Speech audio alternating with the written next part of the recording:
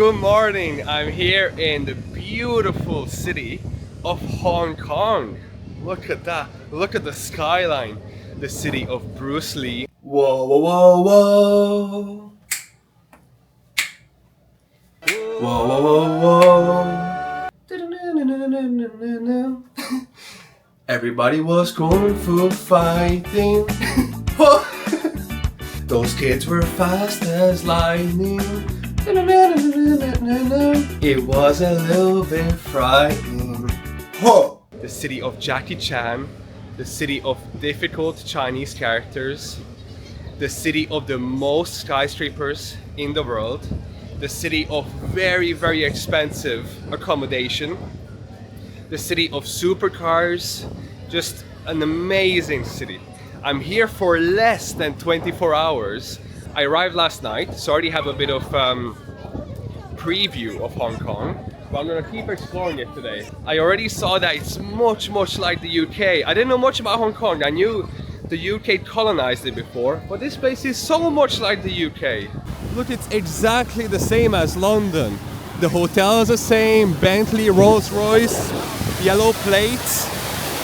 Like, this is exactly the same as London, except they got the Chinese New Year stuff, so I guess that's different. But much better, much safer, much cleaner, much more impressive, much hotter. It's February and I'm roasting. But just look at this, okay? A lot of clouds today, but look at those buildings. Most skyscrapers in the world, more than New York, more than any city. Name a city. Tokyo, more. Seoul, more. 7.5 million people crammed into a small space. That's why a lot of people live in tiny places, okay? Some people live in, I think they're called coffin homes, in cages. It's horrible. I think they need more space in Hong Kong. If there's one thing they need, it's space. There's a lot of things they don't need, but one thing they need is space. Also, rate the fit, okay?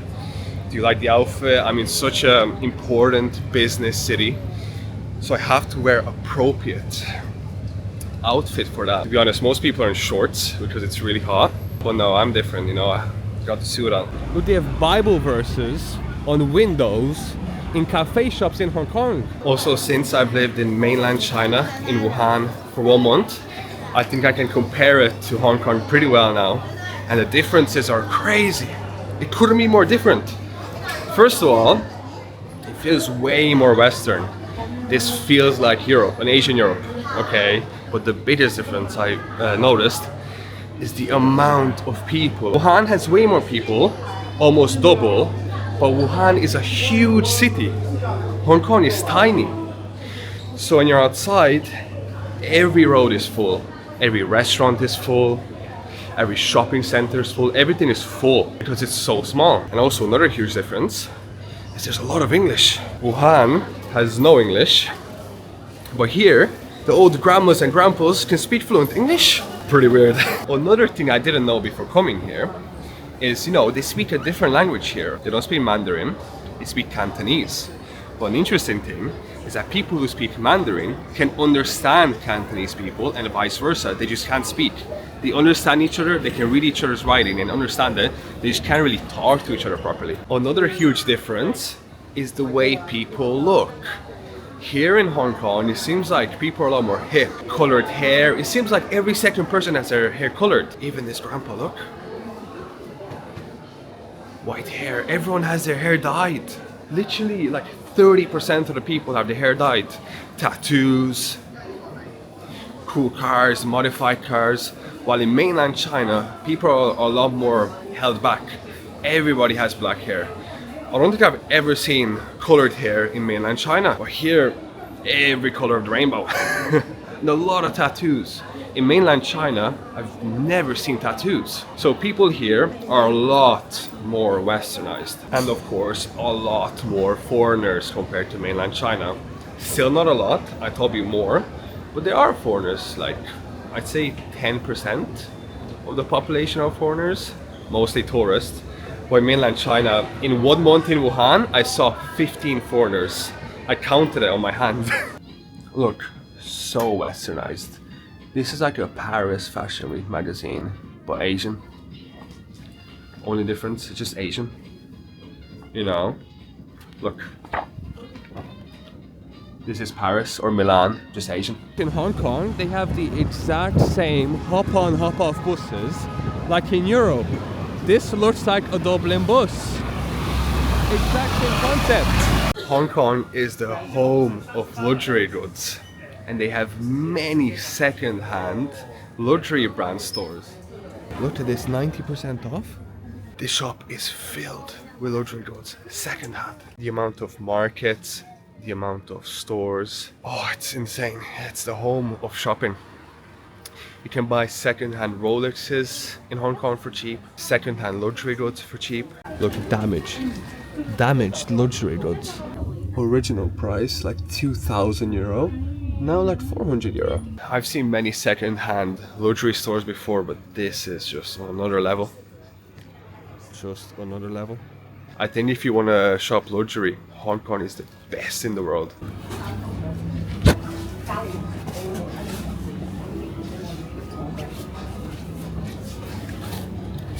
I think they have every model of every brand here. Look.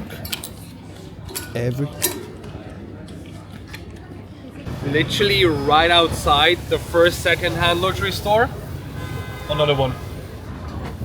Hong Kong is filled with this. And another one right beside the other two. Literally second-hand luxury store after second-hand luxury store. It's filled, look. Every model of every brand is here for like half the price.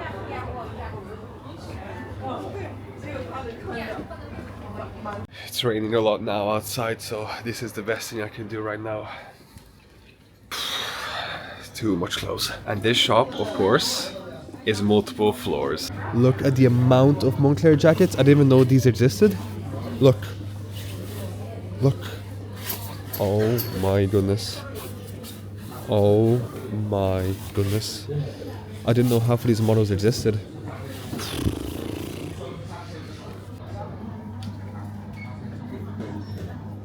I'm on another floor, and would you guess what they have? 1 million more Moncler jackets.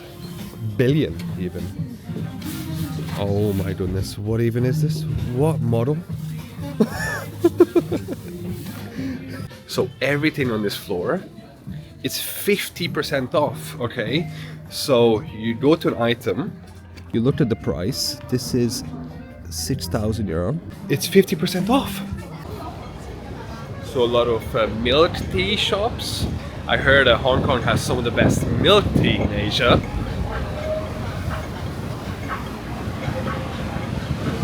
Look, up here are the famous coffin apartments. Up there is where the poor people live in very, very small cages. Usually the Indian people who live here and work for a small wage, they live in places like this, in tiny places. Can't even move. They go in their room and they sleep like this. That's the dark side of Hong Kong. The amount of luxury stores. I think Hong Kong might have the most luxury stores per capita or per square kilometer. It's ridiculous. But seriously, what's going on with the letters in Hong Kong? Why is there so many X's in this Hansa? It's just too complicated, man. Old double-decker buses, red taxis, luxury.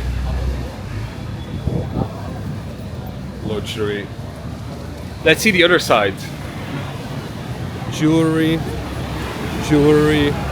Even the corner stores are luxury. Look, it's all golden.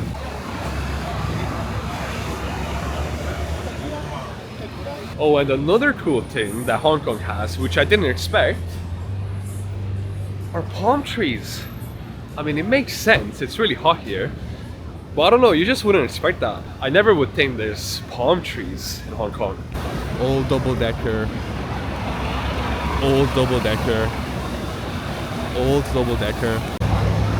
Jewelry. Bank. I think I'm starting to get it. Hong Kong is luxury stores, double-decker buses, modified cars and people with dyed hair and tattoos. Hipster Asians. Everything's expensive, but everything's beautiful, clean and safe. So it's like a better version of London. Cleaner, safer, cooler version of London.